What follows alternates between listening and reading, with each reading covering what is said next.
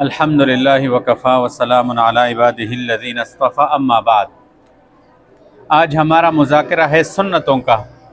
तो पिछले दर्स में जो पीने की चीज़ें थे उनके मुतालिक मुज़ाकरा किया था, और आज हमारा मुज़ाकरा है लिबास के मुतालिक। हम लिबास पहनते हैं, कमीज़, शलवार, टोपी, पगड़ी, समझ आ रही है।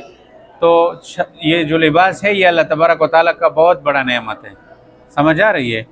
और इसी लिबास के मुतालिक देखो, नमाज के जो शराइत हैं उनमें से क्या है, सतर छुपाना भी है या नहीं है, कि सतर छुपाना ये नमाज में फ़र्ज़ है, नमाज के बाहर भी फ़र्ज़ है, लेकिन नमाज के अंदर तो लाजमी है, समझ आ रही है।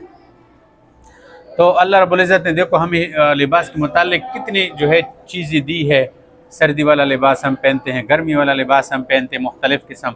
तो एक तो अल्लाह रब्बुल इज़्ज़त का शुक्र अदा करना चाहिए कि अल्लाह आपका लाख लाख शुक्र है कि आपने हमें हर तरह का लिबास मुहैया किया है।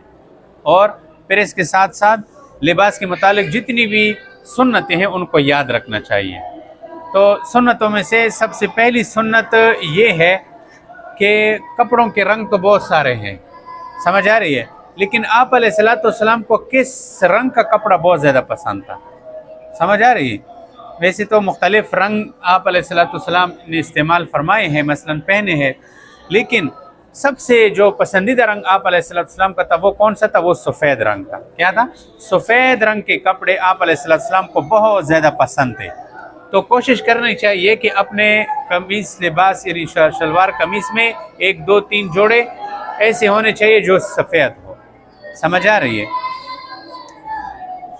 और सुन्नत नंबर 2 ये है कि अब हम जब कुर्ता या कमीज़ वग़ैरह पहन लें तो किस तरह पहनना है।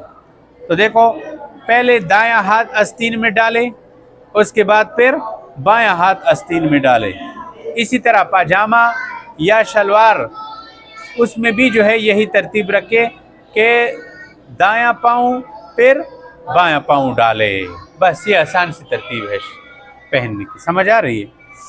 अच्छा, उसके बाद कोशिश करें कि जब आप शलवार पहने तो आपकी पैंची ऊपर हो, समझ आ रही है। बाज़ लोग इसका बिल्कुल ख्याल ही नहीं करते कि मेरे शलवार के पैंची ऊपर है या नीचे है।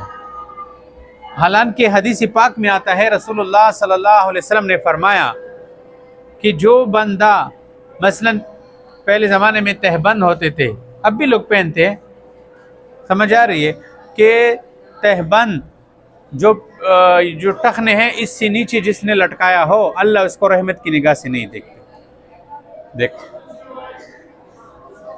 तो इस तरह शलवार भी है कि आपके पैंची वो ये टखनों से नीचे ना हो। सह गुनाह है, बल्कि गुनाह कबीरा है, समझ आ रही है। तो इससे अपने आप को बचाएं रखें। ये भी सुन्नत है कि आप ज़रूरी है, और ये वो सुन्नत है इस सुन्नत के तर्क करने से क्या मिलेगा, गुनाह मिलेगा। आप जब भी लिबास पहन ले, सबसे पहले जैसे तरीका बताया गया उस तरीके के मुताबिक, फिर उसके बाद क्या करें, उसके बाद फिर अपने पांचों को देख ले कि नीचे है या ऊपर है। अगर नीचे है तो उसको ऊपर कर ले, इस्तिग़फ़ार कर ले कि अल्लाह ये मुझसे गुनाह हुआ कि मेरा ख्याल नहीं था कि मैंने पांचे नीचे किए थे। आज लोग इसको फ़ख्र समझते हैं।